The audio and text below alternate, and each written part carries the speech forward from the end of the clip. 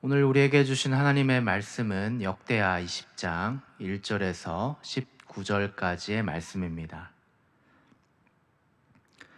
우리가 읽은 20장은 여호사밧 왕과 유다 백성들의 이야기를 다루고 있습니다. 여호사밧은 남유다 네 번째 왕으로서 국방을 강화하고 율법 교육을 시행하는 등 외적으로는 나라를 참 부강하게 만들었고, 또 내적으로는 하나님을 경외하는 믿음으로 나라를 잘 다스려서 솔로몬 시대처럼 부강한 나라를 만들기 위해서 힘을 기울이는 왕이 바로 여호사밧 왕이었습니다. 물론 앞에서 여호사밧도 인간이기 때문에 다스리는 그러한 과정 가운데 잘못된 군사 동맹으로 패배를 당하기도 하고 또 책망을 받기도 했지만, 여호사밧은 자신의 잘못을 돌아볼 줄 아는 겸손의 모습으로 실수를 인정하고 신앙적인 자세를 회복하려는 모습을 우리에게 보여주었습니다. 부족한 모습이 있을지라도 이렇게 겸손과 또 신앙적 모습으로 행동하려고 하는 여호사밧의 모습을 오늘 본문은 다시 한번 잘 보여주고 있는 듯 합니다. 오늘 우리에게 주시는 본문 1절 말씀을 함께 볼까요? 먼저 본문 1절을 보게 되면 모압, 암몬, 마온 자손들이 연합을 하여서 여호사밧을 침략하려고 하고자 있습니다. 이 절은 당시의 상황에 대해서 구체적으로 전달을 하고 있는데, 전령이 와서 큰 무리가 쳐들어오고 있다라고 보고하고 있습니다.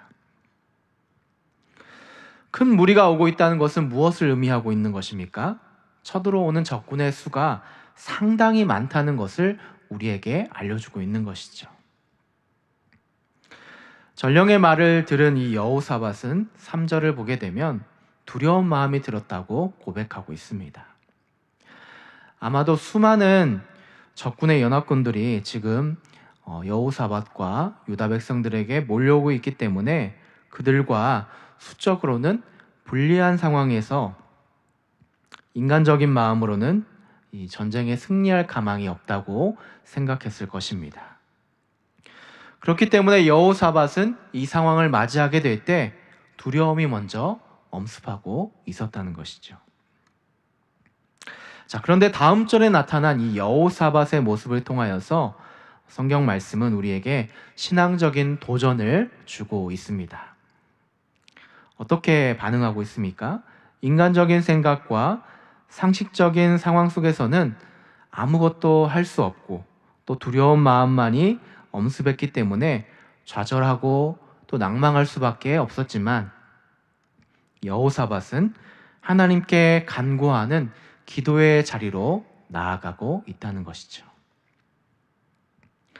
그는 온 유다 백성이 하나님의 손에 있음을 인정을 하고 금식을 선포하면서 한 마음으로 하나님의 도우심을 간구하도록 요청하고 있습니다.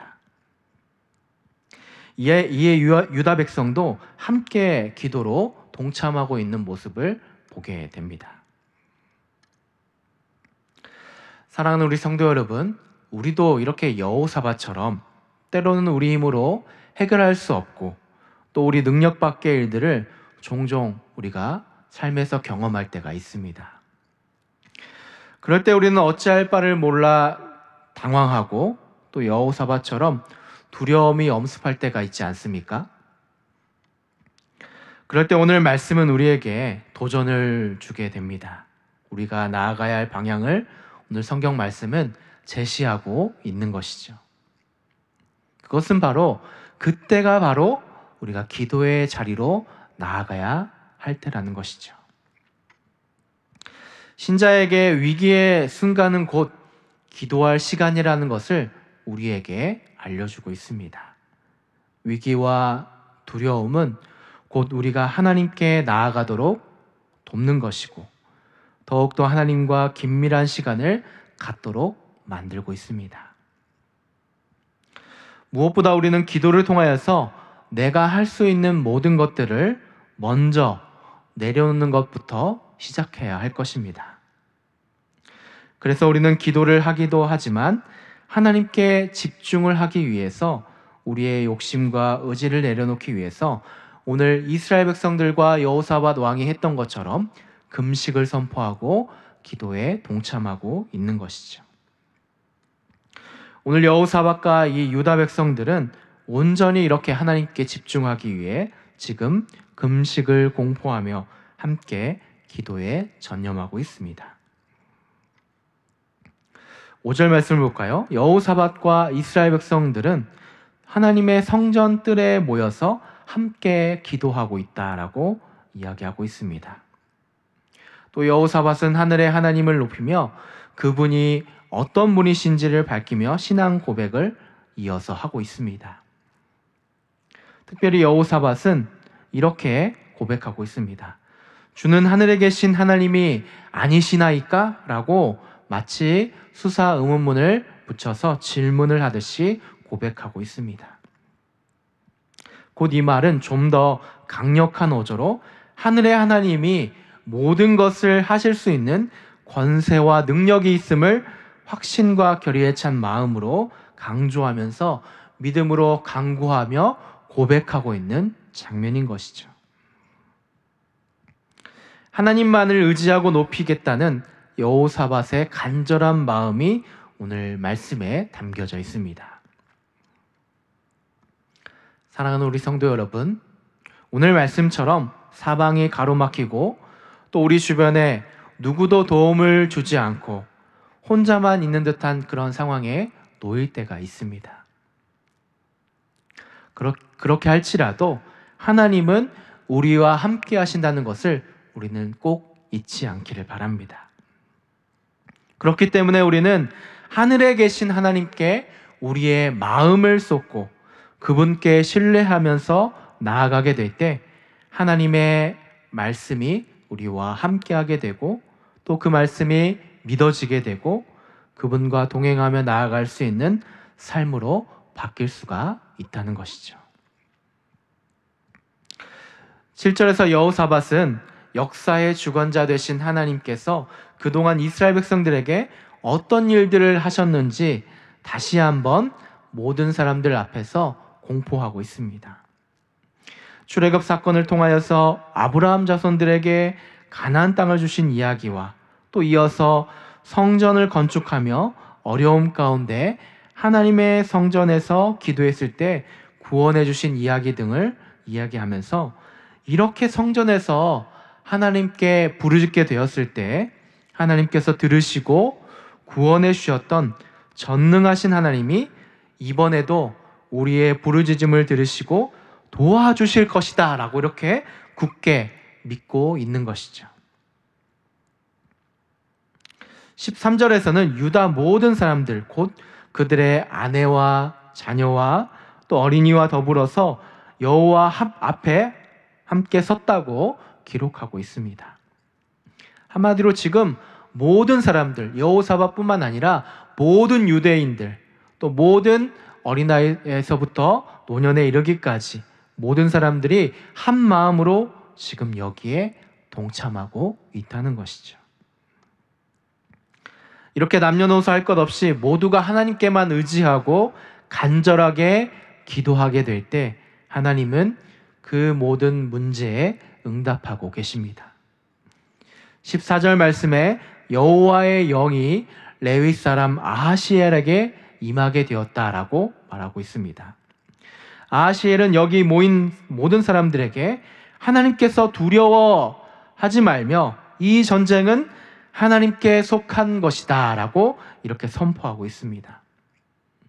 하나님은 두려움에 처한 유다 백성들의 마음을 다시 한번 위로하시고 승리해 주시겠다는 확신을 허락해 주고 있습니다. 이에 하나님의 약속을 들은 여호사밧과 유다 백성들은 18절 말씀을 보게 되면 몸을 굽혀서 얼굴을 땅에 대고 엎드리는 경배의 모습을 보였고 함께 있던 레위 사람들은 하나님을 찬송하였다고 기록하는데 심히 큰 소리로 19절에 하나님을 찬송했다라고 기록해주고 있습니다. 사랑하는 우리 성도 여러분, 위기와 두려움이 엄습했던 여호사밧과 유다 백성들은 처음에는 아무것도 할 수 없어서 그저 눈물과 고통과 한숨만 나왔을 것입니다. 혼자의 힘으로 또 그들의 힘으로 해결하려고 노력해 보았지만 뾰족한 수가 나오지 않았을 것입니다. 그런데 그들이 어떻게 했습니까? 하나님 앞에 온 마음을 담아서 기도하고 또 간구하게 될 때 어떻게 되었습니까? 그들의 고민, 눈물, 한숨이 바로 기쁨과 확신으로 바뀌게 되었고 찬양하는 모습으로까지, 경배하는 모습으로까지 나아가는 그러한 모습으로 바뀌게 되었다는 것이죠.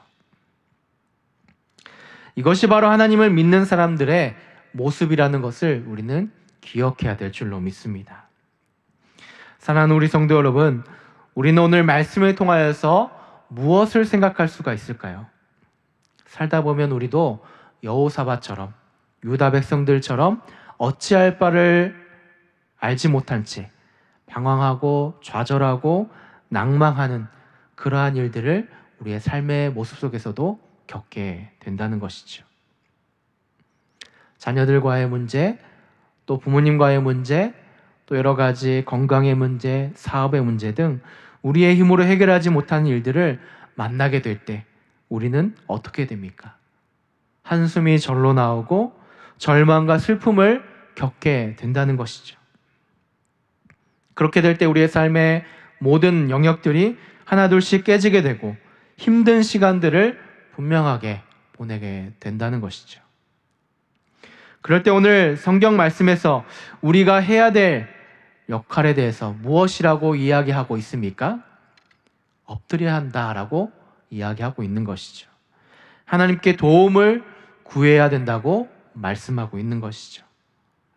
오늘 여호사밧처럼 좌절과 두려움을 넘어서 그 너머에 계시는 하나님께 도움을 구하는 간절한 기도가 오늘 우리에게 필요합니다. 우리 주님께서도 기도 외에는 이런 종류가 나갈 수 없다고 말씀하셨던 것처럼 우리의 모든 삶의 문제를 다시 한번 우리 하나님께 맡기고 능히 해결하실 하나님을 바라보면서 합력하여 선을 이루어 달라고 기도하는 성도의 삶, 우리의 모두의 삶이 되어야 될 줄로 믿습니다.